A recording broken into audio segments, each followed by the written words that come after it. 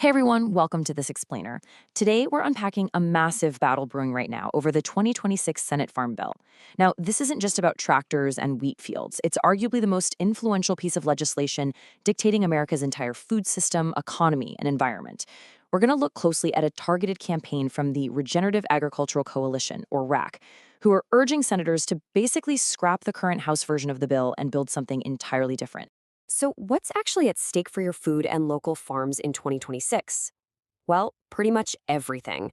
Farmers are staring down volatile markets, labor shortages, and extreme weather.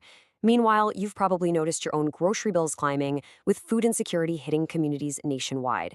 The stakes here are incredibly high because this specific legislation dictates exactly how billions in federal funds are deployed to solve these overlapping crises. To make sense of the coalition's demands, here's our roadmap. First, the Farm Bill debate. Second, restoring nutrition and SNAP. Third, funding regenerative agriculture. Fourth, backing specialty crop producers. And finally, energy, innovation, and accountability. Let's start with Section 1, the Farm Bill debate. H.R. 7567 versus the Senate bipartisan push. The central conflict really boils down to a massive clash of priorities.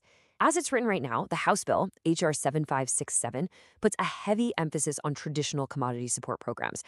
But from the RAC's perspective, this basically starves everything else out. They're pushing for a bipartisan Senate alternative that balances the scales. They want to see federal support prioritized for conservation initiatives, specialty crops, and nutrition assistance to build a food system that actually serves everyone, not just the massive agricultural operations. Moving on to Section 2, restoring nutrition and SNAP, supporting communities. When it comes to nutrition assistance, the RAC is drawing an absolute hard line. They're urging the Senate to entirely reverse the SNAP funding reductions that were introduced in OBA and H.R. 1. The coalition argues that cutting these funds directly punishes families who are already buckling under the rising cost of groceries and everyday necessities. I mean, we've all seen those prices going up at the checkout line, right? And here's the crucial point. SNAP isn't just a hunger initiative. According to the coalition, it's a massive economic engine. Think about the ripple effects. Yes, it reduces community food insecurity, which is absolutely vital, but it also pumps money directly into local food economies. It boosts grocery retailers and agricultural markets alike. The RAC warns that if you cut SNAP, you don't just hurt families. You create an administrative nightmare that overburdens state administration budgets, basically forcing local governments to foot the bill. No one wants that. All right, Section 3, funding regenerative agriculture, conservation at risk. $1 billion. That's a huge number, right? Well, that is the absolute minimum funding the RAC is demanding be restored to the Environmental Quality Incentives Program, or EQIP, after it was slashed in the House bill. To put that into perspective, these conservation programs consistently get way more applications from eager farmers than they actually have money for. So without that $1 billion, perfectly qualified producers are essentially turned away from implementing vital environmental practices. The coalition is also insisting that the remaining Inflation Reduction Act, or IRA, agriculture funding has to be preserved directly in the Farm Bill baseline. You might be wondering why obsess over the baseline. Well, farming isn't exactly a month-to-month gig. Farmers have to plan decades in advance. By integrating this funding, it guarantees these conservation programs aren't just some temporary trend, but a permanent, predictable pillar of American agriculture that offers real, long-term certainty. And there's a really good reason they're demanding these massive investments. They yield highly tangible target outcomes for regenerative practices. We're talking about aggressively improving soil health, vigorously protecting water quality, enhancing drought resilience against increasingly extreme weather, and dropping greenhouse gas emissions. For the RESC, this isn't just about conservation, it's literally about basic farm survival. Let's jump to Section 4, backing specialty crop producers, fruits, vegetables, and urban ag. Historically, traditional commodity crops, think corn, soybeans, things like that, they've always enjoyed the lion's share of federal safety net support. But what about the farmers growing the apples, the carrots, and the nuts we actually eat? The RAC is demanding an end to this disparity. They want equitable support, proper disaster assistance, and realistic crop insurance access for specialty crop producers. You know, the fruits and veggies that directly feed our local communities. To build true resilience, the coalition says we've got to look everywhere to meet local and innovative production needs, from massive rural fields all the way to city rooftops.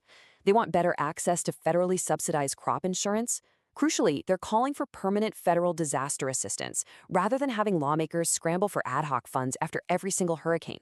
Plus, they're pushing for major investments in local and regional food processing, alongside increased funding for the USDA's Office of Urban Agriculture. It's really about bringing innovative food production right into the heart of our cities. Finally, Section 5: Energy, Innovation, and Accountability, Protecting the Future. Now, here's a brilliant example of modernizing the farm: agrivoltaics. It's basically the surprisingly efficient, simultaneous use of land for both solar panels and agricultural production. By urging the Senate to support programs like REAP, that's the Rural Energy for America program, the RAC wants to help farmers install these systems. This allows them to literally harvest clean energy and fresh crops at the exact same time. Talk about a win-win, right? But beyond energy, the coalition is drawing a really hard line on accountability. They're demanding an outright ban on PFAS-contaminated sewage sludge that poisons farmlands.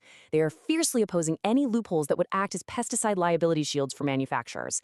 And to top the whole shebang off, they want increased transparency in agricultural checkoff programs, while strongly protecting a state's ability to adopt local agricultural policies that are specifically tailored to their own needs. This quote directly from the Regenerative Agriculture Coalition really hits the nail on the head. They state, "Families, farmers, and communities across our state need a farm bill that reflects the interests of all Americans, not just the largest agricultural operations." The RAC believes the current House bill simply caters to the biggest players, and that a truly successful bipartisan Senate bill absolutely has to champion everyday families, specialty growers, and local communities. So, as this legislative battle over HR 7567 continues to unfold, we really have to ask, how will lawmakers respond to these sweeping demands? Will the Senate actually deliver a bipartisan farm bill that balances commodities with conservation and community nutrition? Well, that is the multi-billion-dollar question at the heart of America's food future. Definitely keep a close eye on Capitol Hill for this one. Thanks for joining me for this explainer, and stay curious.